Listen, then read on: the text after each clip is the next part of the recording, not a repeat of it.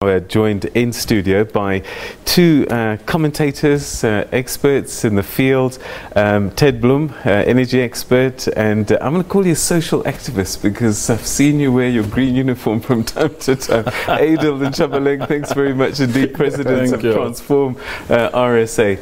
Gentlemen, so last week the President said the Finance Minister is going to give us a little bit more detail about this unbundling. And so we waited with bated breath. Did we get that detail, Adel? Look, the Finance Minister delivered his budget speech, and the details in terms of giving us the assurance of what is going to happen with Eskom was very scanty. I mean, there's introductions of measures, and there is literally a forced approach with regards to how the bailout in terms of capital or cash injection into Eskom is going to happen.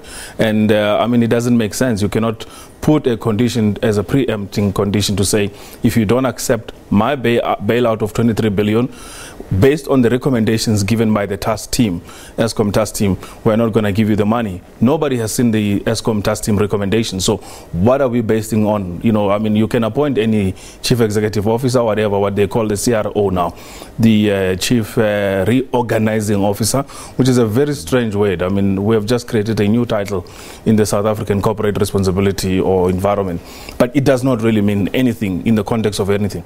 You've got a CFO, you've got a CEO, you've got an entire executive board that exists, and then on top of it you've got a board that is supposed to be doing responsibilities that now these new particular roles which are introduced are functionary and are not performing. So how do we take it back to the responsibility part of it?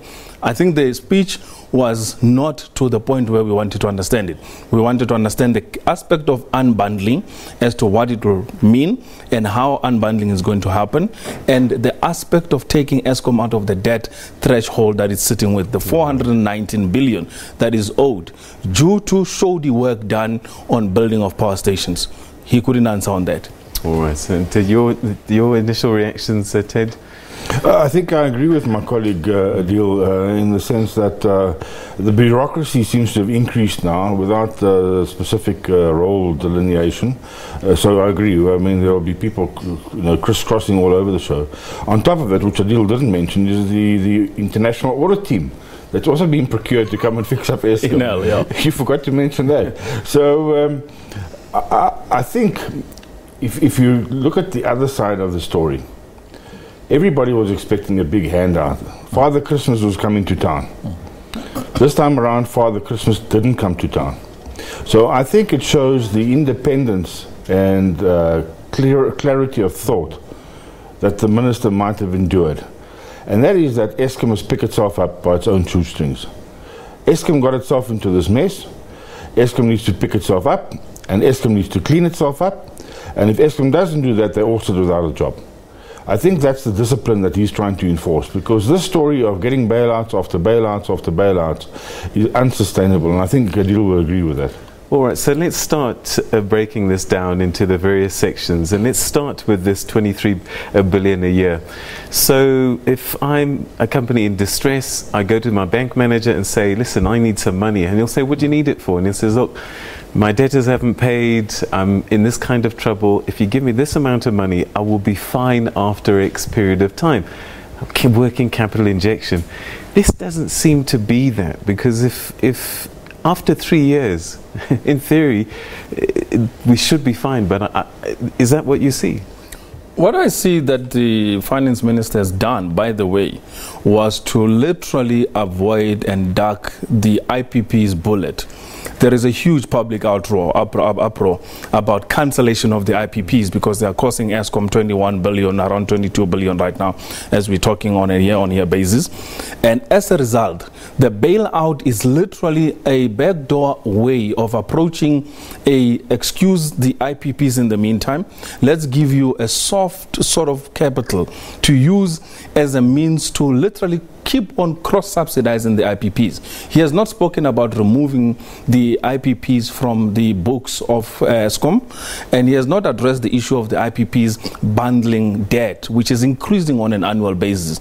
And we're having another 27 other more IPPs added onto the current existing list of over 80-something IPPs onto Eskom's books. So it's not addressing the problem. It's just literally putting a patch, wound patching onto the current problem. The problem within Eskom is based on fundamentals. Management is based on operations, is based on expenses, and it's based on inefficiencies. And the other aspect of it is the sheer negligence on power stations, the management of your supplies. I mean, your commodities, which is your coal, your commodities, I mean, buying things like your parts, maintaining on time, ensuring that schedule is run according to power stations' requirement. And on top of it, the amount of executives that sits within Eskom and are not deployed towards planned maintenance and ensuring that the operations of generation is up to speed. Remember, Eskom has reduced the capacity of energy generation. We're not sitting at a peak energy generation at 47,000 megawatts. We're sitting at around 20-odd thousand megawatts generation. So, Adol, this Ted, this 23 billion then really is going to just help with debt servicing. Does that free up some cash to do the maintenance so that they can actually make some money? Well, I think I've got a different view, if I may put it on the table. Eskom's projected losses for the next 3 years are at least 20 billion rand a year, and that starts at next month. End of next month, Eskom's going to declare a 20 billion rand loss, as opposed to the 15 that it thought it was going to post. So that more is set off by what the minister has offered. In the following 2 ensuing years, Eskom is still projecting a 20 billion rand loss each year. And that is on top of an assumption that they get the 15% price hike. In fact, the 17% price hike. Now, if they don't get the 17% price hike, that 20 billion loss will be even bigger, by probably another 20 billion, probably a 40 billion rand a year loss in the ensuing 2 years. And then the bailout, or whatever you want to call it, the petty cash, will be grossly insufficient. So I think that in a way, the minister, as I said earlier on, is trying to enforce some discipline. Now, let me just also categorically state that as far as I'm concerned, and I see it on a weekly basis, and I saw it this week, Eskom is still captured. I don't think there's anybody who can prove to me that Eskom has been uncaptured or decaptured. And I don't think it's possible, with 3 men at the helm that have been flown into the organization, you're going to uncapture Eskom's 48,000 people and 400 odd sites. It's not possible. We need some more drastic intervention. All right, so if we assume that the income side is not going to improve in the short term, the only other way to manage this income statement is the expense side. So you can do it through efficiencies, cost cutting, but by and large, most people go for the wage bill. Job losses are inevitable. No, in this case, the minister has dug that bullet. There is no announcement of job losses, and if they are going to be imposing job losses on the back of a continued budget process by September, when he comes back and then he says, look, we had no other option but to introduce job losses in the interim, it's going to claw back on a lot of support. I mean, we're going into the election season. Anyone who tells you that they are going to be cutting jobs, even if they mean to be cutting jobs, will lose the election. So the ANC was very clever and crafty, and the president, including the minister in Treasury, crafted the message in such a way that it doesn't hit a hard blow on the confidence. The minute you are talking about clawing back on the workers, which we already have a huge strain on unemployment in South Africa, the minute you start taking away Eskom workers and you make them retrenched, you're going to create a crisis in the economy. And I think they avoided that announcement. But I mean, the chief reorganizing officer, whatever his job title will be, how do you reorganize when you're not going to introduce retrenchments as part of the reorganizing process, when you're not going to be implementing recommendations made by the Eskom task team that says that Eskom workers must be cut. And then the other thing is to say increase the purchase of renewables. On the other side, it says that scale down on Eskom's capital capacity for generation plants. So there is a huge confusion, and I think the minister himself literally didn't understand the space that he entered into, particularly on the Eskom issue. It's a quite complex situation. The debt level is quite complex in terms of the way it's structured. Remember, Eskom has bonds. Some of those bonds are coming for maturation, and those bonds have to be either settled or have to be either re-extended as bonds that are currently sitting on Eskom bonds. So there's quite a lot of complex issues that they didn't really get into. It sounds like a clever play on words. He says, I want to make it clear, national government is not taking on Eskom's debt. But a bailout is a capital infusion of sorts, isn't it? I've done quite serious accounting in my life, and I can't classify whether this is an overdraft, whether this is petty cash, or whether it's a donation. I don't know what it is. He didn't classify it. So without that, I mean, yes, I think you're right. The minister's playing the public as one would expect, as Adil said, just before an election.